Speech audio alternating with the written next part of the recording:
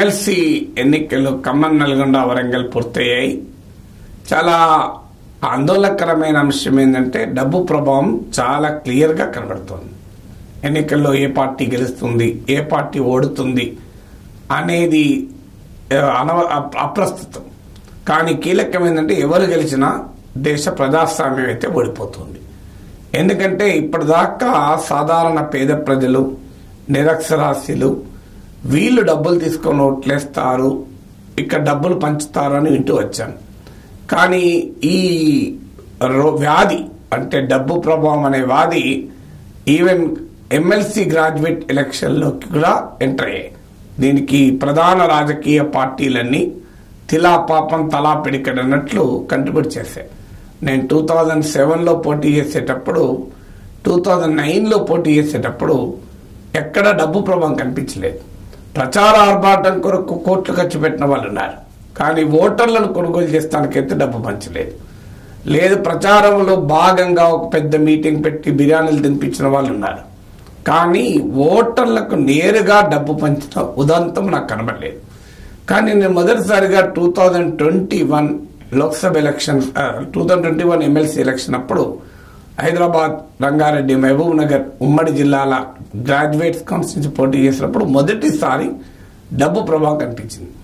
రెండు ప్రధాన పార్టీలు బీఆర్ఎస్ కానీ బీజేపీ కానీ క్లియర్గా అనేక చోట్ల పట్టభద్రులకు డబ్బులు పంచి ఓట్లు కొనే ప్రయత్నం చేసింది. నా జీవితంలో మొదటిసారి నాకు కూడా ఫోన్లు చేసి, సార్ మీరు వాళ్ళు ఇస్తున్నారు, మీరెంత ఇస్తారు అని అడిగిన అనుభవాన్ని కూడా నేను చూశాను. సో అప్పుడే అనుకున్నాను ఈ ఎన్నిక ఇక నేను కూడా పోటీ చేయాల్సిన ఎన్నిక కాదేమో అని. కానీ ఈ మనీ పవర్ని ఎదుర్కొని నిలబడాలని పోటీ చేశాను. 58,000 మంది నాకు ఫస్ట్ ప్రిఫరెన్స్ ఓట్లు వేశారు. నేను 3వ స్థానంలో వచ్చాను. మొదటి స్థానంలో బీఆర్ఎస్ 1,14,000 ఓట్లు వస్తే, బీజేపీ క్యాండిడేట్కు 1,04,000 ఓట్లు వస్తే, థర్డ్ ప్లేస్లో నాకు 58,000 ఓట్లు వచ్చాయి. నిజంగా ఈ మనీ పవర్ని ఇప్పుడు చూస్తుంటే నాకు నిస్వార్థంగా ఓటేసిన ఆ 58,000 మంది పట్టభద్రులకు శిరస్సు వంచి అభివాదం పలకాలి. వారి నిజాయితీకి, వారి రాజకీయ చైతన్యానికి, వారి సామాజిక స్ఫూర్తికి జేజేలు పలకాలి. ఎందుకంటే అంత భయంకరమైన డబ్బు ప్రభావం. నా అంచనా ప్రకారం అయితే దాదాపు 100 కోట్లు ఖర్చు పెట్టింటారు.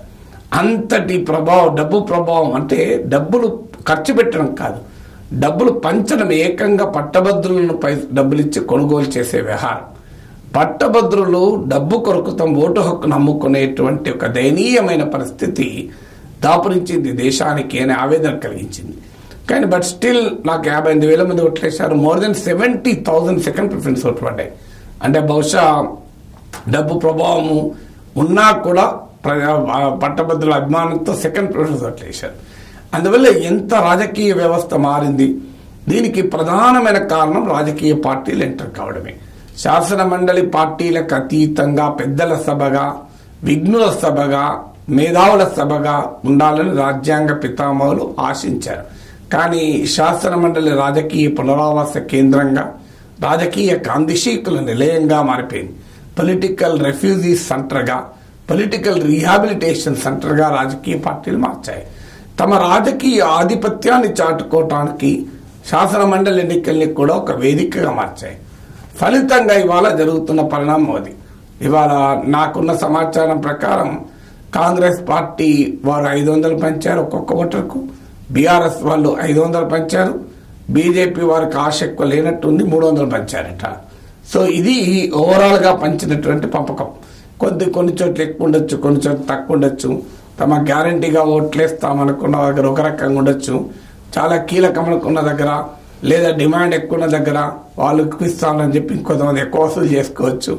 చాలా విచిత్రం ఏంటంటే కొన్ని చోట్ల నాకున్న రిపోర్ట్ ప్రకారం పట్టభద్రులు ఉదయం 8 గంటల నుంచి 3 పార్టీల దగ్గర వసూలు చేసుకుని ఒక 3-4 గంటలు ఆ వసూలు కొరకు వెచ్చించి ఫైనల్గా ఒక 3 పార్టీల నుంచి డబ్బు తీసుకున్నాక ఓటేశారు.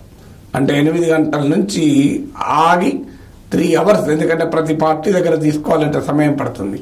నాకున్న సమాచారం ప్రకారం కొంతమందికి ఇళ్లలోనే డబ్బు పంపిణీ చేశారు ముందు రోజు, కొంతమందికి పోలింగ్ బూత్ దగ్గరలో ఏర్పాట్లు. అంటే మనకు పోలింగ్ బూత్ ముందు పార్టీ వాళ్ళు టేబుల్ వేసుకొని పెట్టుకొని కూర్చుంటారు. సహజంగా అట్లా కూర్చోవడం ఎందుకంటే ఫెసిలిటేట్ చేస్తానికి ఏ పోలింగ్ పోతుంది, ఏ సీరియల్ నెంబర్ ఉందని. ఆ ఓటర్ ఫెసిలిటేషన్ కాస్త మనీ డిస్ట్రిబ్యూషన్ కేంద్రంగా మారింది. అంటే అక్కడికి వెళ్ళి కాంటాక్ట్ చేస్తే వాళ్ళు దగ్గరలోని ఒక గల్లీలో ఎవరో ఇల్లు చూపెట్టి అక్కడికి డబ్బులు ఇచ్చరు, లేదా సైడ్కి తీసుకుపోయి డబ్బులు ఇచ్చరు. ఆఖరికి గూగుల్ పేలు, ఫోన్ పేలు కూడా ఉపయోగించి డబ్బులు ఇచ్చేటువంటి ఒక విధానం. సో నాకు ఒక రాజకీయ పార్టీ వాళ్ళు చెప్పారు, సార్ 2 లక్షల మంది కన్నా కనీసం ఇవ్వాలని టార్గెట్ పెట్టుకున్నాం, 2,500,000 అంటే మీరు ఎంతనో లెక్కేసుకొని 10 కోట్లు అవుతుంది.